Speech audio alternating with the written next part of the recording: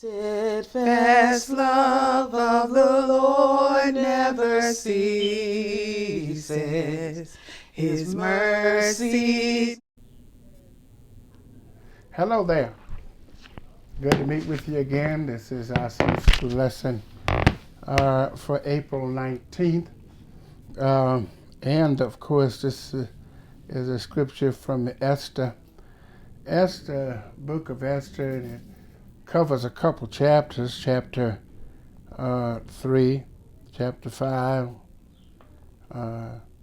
7 through 1 through 4, and chapter 7, 5 through 10. But here we are. We end with the unifying topic. The unifying topic is justice will be punished. Often we don't think justice will be punished, but justice will be punished. It may take some time. We go through some time when it looks like it's not going to be punished, that the evil is just getting ahead. It's just going so far ahead, so fast, and leaving us behind, and we're trying to do what's right. Well, justice will be punished. The lesson text says, pride before the fall. And they can be proud, and they might be boastful, and all of that. They might be poking fun at you, mocking you, and all that. But pride goes before the fall. It comes to the light. All of that they've done in the dark, all those strip cords that they put out there, all the ditches they've dug, it comes to the light. Our elders used to say, when you dig one ditch, you better dig two, because the first one might be for you. The main thought is, so they hang Haman on the gallows that he prepared for Mordecai. Then was the king's wrath pacified. They hang him on that. It finally comes around to the time that Haman, who was trying to hang Mordecai, hangs on their own gallows that he made for Mordecai. Evil people often seem to obtain great power and great wealth.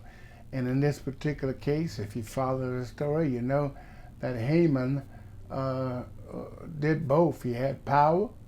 He was the right-hand man of the king. And he had wealth. He had enough wealth that he was willing to pay for the people that he was ready to destroy. He offered so much money to the king to destroy the Jews. And it was accepted, and the decree went out that they were going to do it. What evidence is there that we receive that the wicked is going to be recompensed for their deeds? There's some evidence all through the Bible that the wicked will receive recompense for their deeds, the deeds done in this body. Well, you do in this life. If you don't get it here, you will get it at the end. Story of Esther, triumph over Haman, provide assurance for others that evil does not prevail. It doesn't prevail. It looks like it prevails, but it doesn't prevail. Lesson aimed to show that evil will ultimately destroy itself. And that's really what the words say. Evil is so bad, it's so terrible, that it will destroy itself. It don't care who it destroys. It will destroy itself. Now, I'm going to tell you, if something is so bad that it'll destroy its own self, you better leave that alone, because it sure enough don't care nothing about you. It will reveal its true face and be exposed for it. It'll expose itself. Life aim to show that when we plan for others' downfall, we're actually planning our own. Yeah. Even the scripture says, when we get to the New Testament, sometimes we get to look at the Old Testament scriptures, and people start to say, well, that's the Old Testament. What about New Testament? Well, the New Testament says, when Jesus got ready, he says, listen, whatsoever measures you meet, the same shall be meted unto you. Yeah. Whatever you do to other folk, that's going to come back to you. That's how it's going to come back. It's going to come back to you. You're really judging yourself. You're treating yourself when you think you're treating other folk bad. You're telling the Lord how to treat you. On to the scripture says this. So the king and Haman came to the banquet with Esther, the queen. Esther, in the backdrop of this, knew she had to go to the king, and we'll talk about that a little bit later. But she wouldn't go any kind of way. She went to the king, and she prepared a banquet for him. She prepared a banquet for him before she asked what she wanted. And then she prepared this real banquet, because she still wouldn't ask him what she wanted.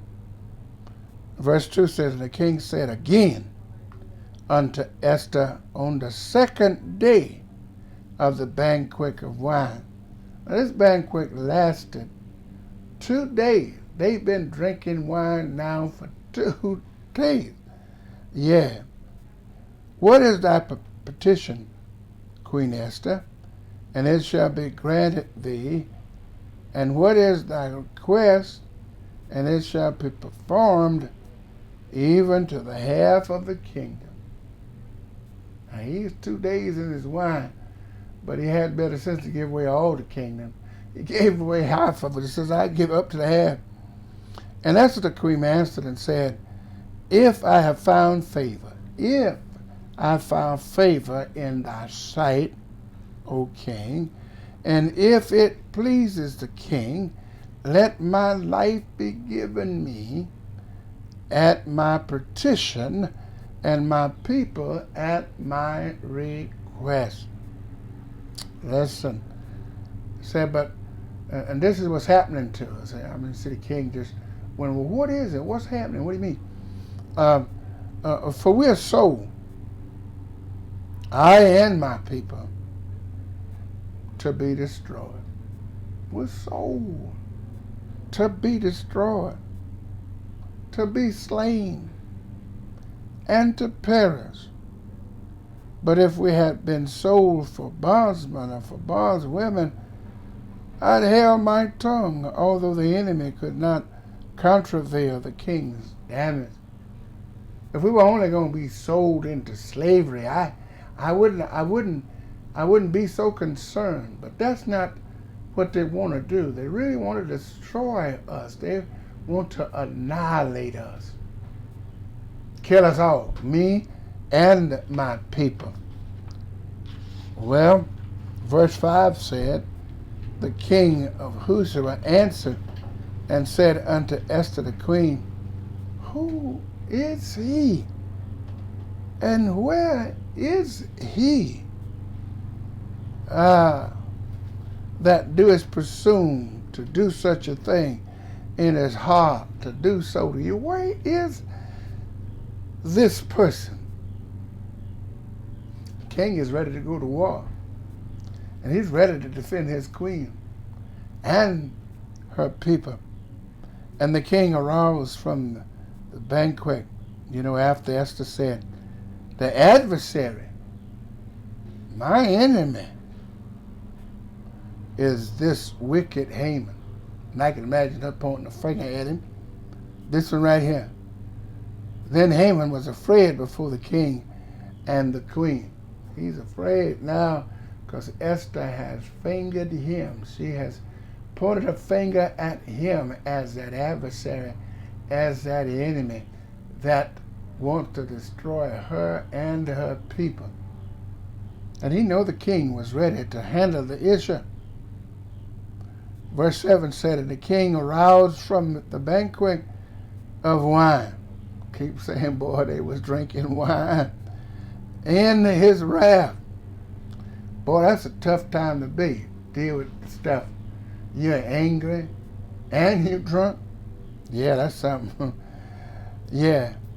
"He arose from the banquet of wine in his wrath, went into the palace garden," and he was out there trying to get things together, get his set together.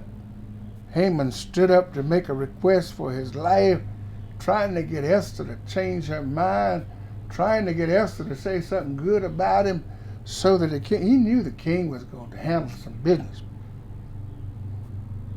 Then the king returned out of his place, palace garden, into the place banquet of wine.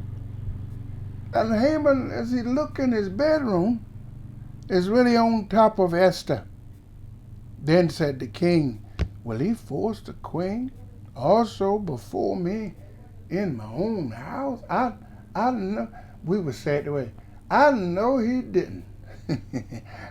I know better. Oh, I know better than this. We wouldn't even finish the sentence. We would just, I know. Well, as a word went out from the king's mouth, next thing you hear from him is they covered Haman's head. They brought a sack, put over his head. Nobody would know who he is. They're taking him to his destruction. While he's on his way, verse 9 said, and Harbona, one of the chamberlains, said before the king, behold, also, if you don't know, let me tell you, the gallows 50 cubits high, Haman has made for Mordecai, who spoke good of the king. You know, Mordecai is your good friend. But he made a gallows to hang your good friend. And it stands in his own house. Then the king said, I tell you what you do. Hang him on it. Talk about reaping what you sow. Talk about digging ditches and falling in it. Verse 10 said, so they hang Haman on the gallows that he had prepared for Mordecai. Then was the king's wrath pacified. He wasn't angry anymore.